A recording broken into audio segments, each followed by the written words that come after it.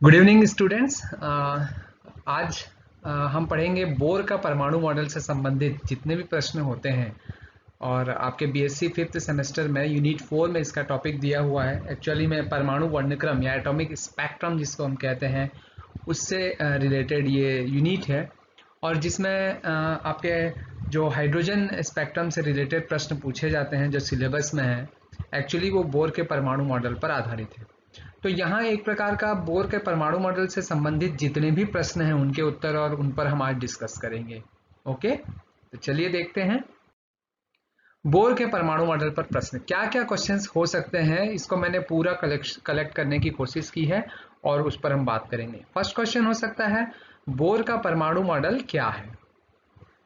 Bore का परमाणु model क्या है। इसके बाद हम देख सकते हैं कि बोर के परमाणु मॉडल से हाइड्रोजन परमाणु की विभिन्न क्वांटम अवस्थाओं में ऊर्जा की गणना करना, मतलब डेरिवेशन, जो कि अक्सर पूछा जाता है कि हाइड्रोजन एटम जो है उसका आपको एनर्जी के जो डेरिवेशन है वो फाइंड आउट करना है। बोर के मॉडल के आधार पर हाइड्रोजन परमाणु के स्पेक्ट्रम में प्राप्त विभिन्न श्रेणियों की विवेचना करना, पहले की क्लासों में भी है पर यहाँ पर भी ये बहुत महत्वपूर्ण है कि कितनी श्रेणियां हैं उसके बारे में बताना जो हम पढ़े हुए हैं। और क्या क्वेश्चन होता है बोर के परमाणु मॉडल की कमियां। अच्छा, इंपॉर्टेंट क्वेश्चन है। या फिर ऐसे भी पूछता है इस प्रश्न को कि बोर के परमाणु मॉडल में संशोधन की क्या आवश्यकता पड़ी। इसके अतिरिक्त कुछ न्यूमेरिकल्स और ऑब्जेक्टिव अगर हैं उसको भी हम यहाँ पर चर्चा में लेंगे। तो सबसे पहले स्टूडेंट्स हम चलेंगे बोर के परमाणु मॉडल पर, और बोर का परमाणु मॉडल क्या है ये समझते हैं पॉइंट वाइज। चलिए तो आंसर्स पे आते हैं। फर्स्ट क्वेश्चन जो हमारा था वो है बोर का परमाणु मॉडल क्या है। एक्चुअली बोर का परमाणु मॉडल जो है वो क्या है। तो बोर के परमाणु मॉडल के अनुसार इलेक्ट्रॉन जो है वो नाभिक के चारों ओर, हमको मालूम है, कुछ निश्चित कक्षाओं में ही घूम सकते हैं, जिसमें इलेक्ट्रॉन का कोणीय संवेग h/2π का पूर्णांक से गुणा होना चाहिए। आपको मालूम है, आप पहले से पढ़ते आ रहे हैं, where h equal to Planck constant, जिसकी value 6.6 into 10⁻34 joule into second होती है। तो यहाँ पर कोणीय संवेग p equal to n into h/2π। तो बहुत सिंपल सी बात है कि भाई इलेक्ट्रॉन चारों ओर घूमता है और वो कक्षा स्थायी रहती है जिसमें इलेक्ट्रॉन का कोणीय संवेग h/2π का पूर्ण गुणक होता है। और बोर के परमाणु मॉडल क्या कहता है, उसका सिद्धांत क्या कहता है। परमाणु में निश्चित विविक्त ऊर्जा स्तर होते हैं, डिस्क्रीट लेवल होते हैं एनर्जी के, है ना। तथा इलेक्ट्रॉन एक ऊर्जा स्तर से अगर दूसरे ऊर्जा स्तर में संक्रमण होता है तो उन ऊर्जा स्तर के संगत ऊर्जा अंतर का वो फोटोन क्या करता है, उत्सर्जित करता है या अवशोषित करता है। भाई उत्सर्जित करेगा कब, जब वो ऊपर से नीचे आएगा, और अवशोषित करेगा कब, जब वो नीचे की कक्षा से ऊपर की कक्षा में जाएगा। फॉर एग्जाम्पल के लिए हमने ईपी, पी और एन कक्षा का लिया है, एन से पी कक्षा का, तो पी से N E P minus E N equal to H nu. तो ये फोटोन जो है वो उत्सर्जित या अवशोषित करता है। यदि वो एन से पी जाएगा तो अवशोषित करेगा। इलेक्ट्रॉन के वृत्तीय गति के लिए आवश्यक अभिकेंद्र बल इलेक्ट्रॉन पर नाभिक के कारण लगने वाले विद्युत आकर्षण बल से प्राप्त होता है। हमको जनरली मालूम है ये कि इलेक्ट्रॉन के वृत्तीय गति करता है तो भाई अभिकेंद्र बल चाहिए वृत्तीय गति के लिए। तो ये कौन देता है, विद्युत आकर्षण बल, जो हम पढ़ते हैं 1/4πε0 q1 q2πr² जो कूलम्ब्स लॉ में हमने पढ़ा था, वही विद्युत आकर्षण बल इसे देता है।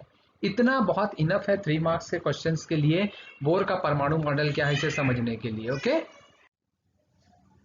तो चलिए आगे हम देखते हैं दूसरे प्रश्न की ओर। सेकेंड हमारा क्वेश्चन था बोर के परमाणु मॉडल से हाइड्रोजन परमाणु की विभिन्न क्वांटम अवस्थाओं में ऊर्जा की गणना करना।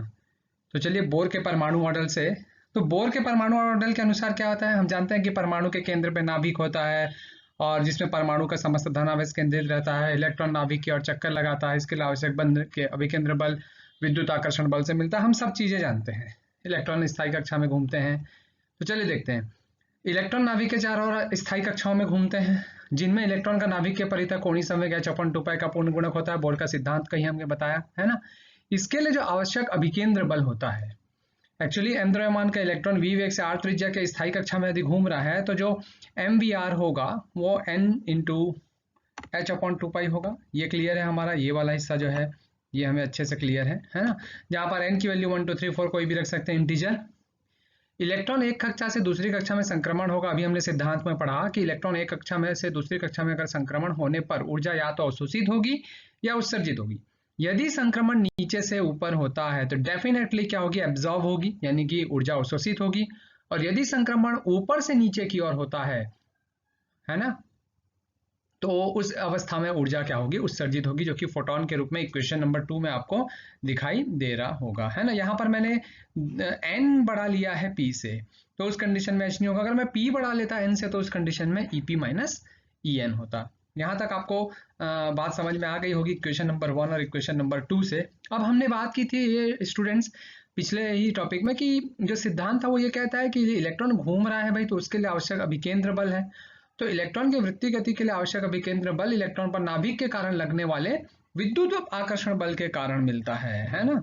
तो भाई हम अभिकेंद्र बल mv²/r की बात कर रहे हैं, और वो विद्युत बल जो होता है 1/4πε0 q1 q2 अपन r²। यहाँ पर ई होगा क्योंकि इलेक्ट्रॉन पर आवेश और प्रोटॉन पर आवेश दोनों बराबर होने के कारण ई होगा, और ई² होगा, तो 4πε0 r² होगा। करेक्ट।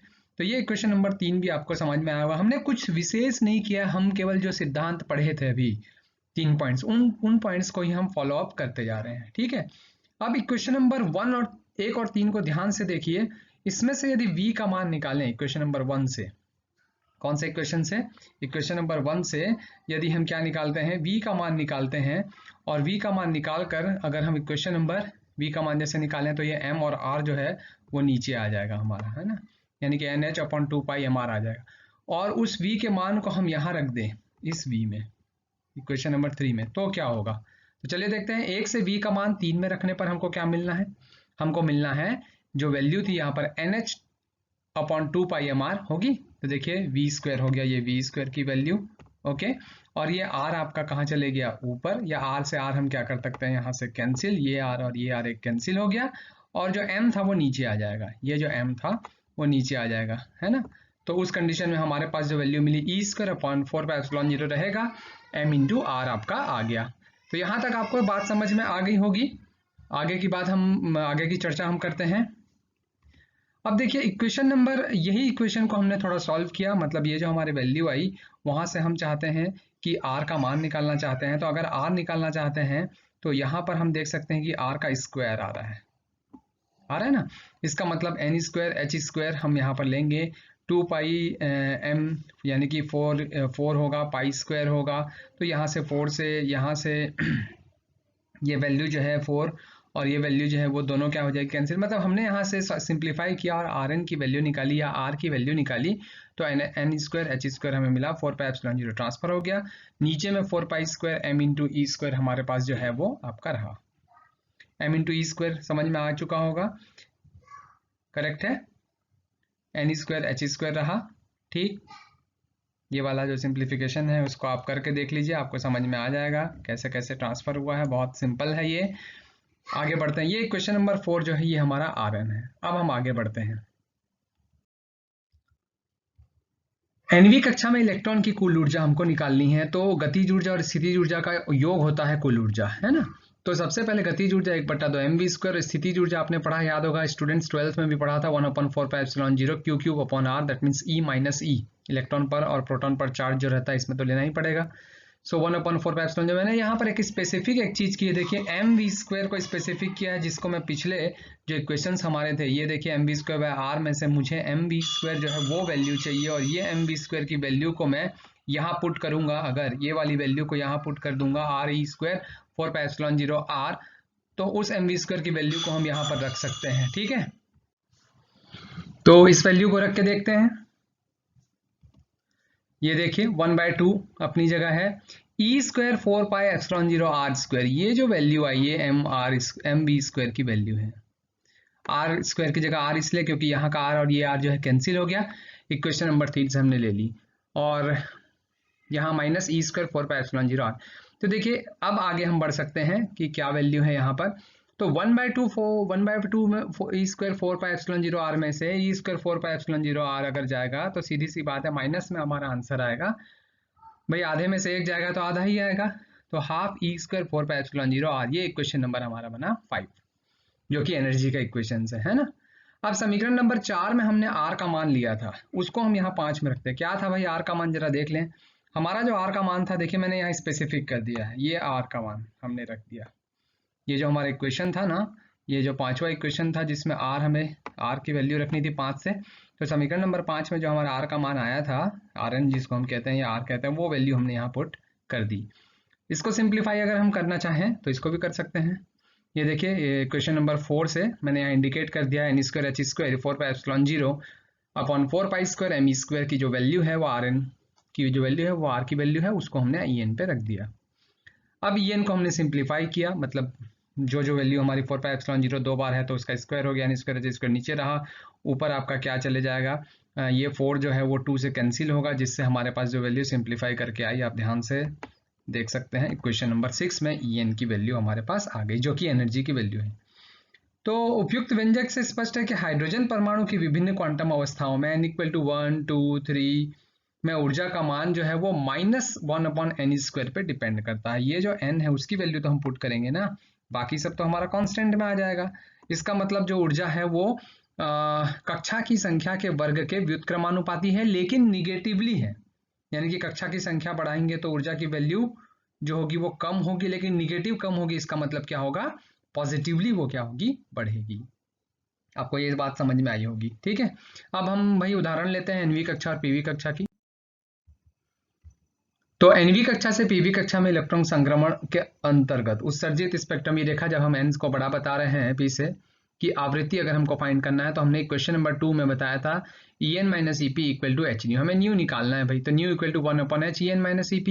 अब ये En - Ep की क्या वैल्यू है, तो En मतलब आपकी एनर्जी फॉर n होगा जहां n रखेंगे, और Ep मतलब एनर्जी फॉर p होगा। तो जो एनर्जी का फॉर्मूला अभी हमारे पास आया पिछले स्लाइड में, वो एनर्जी के फॉर्मूले में हमने सिर्फ n की जगह एक बार n रखा और n की जगह p। तो चूंकि माइनस होने के कारण माइनस माइनस प्लस, तो p वाला आपका प्लस वाला पहले लिखा गया है और n वाला माइनस वाला बाद में, और बाकी सब चीजें जो सेम थी उसको हमने कॉमन ले लिया है, और जिसको हम आगे चल के कांस्टेंट भी यूज कर सकते हैं।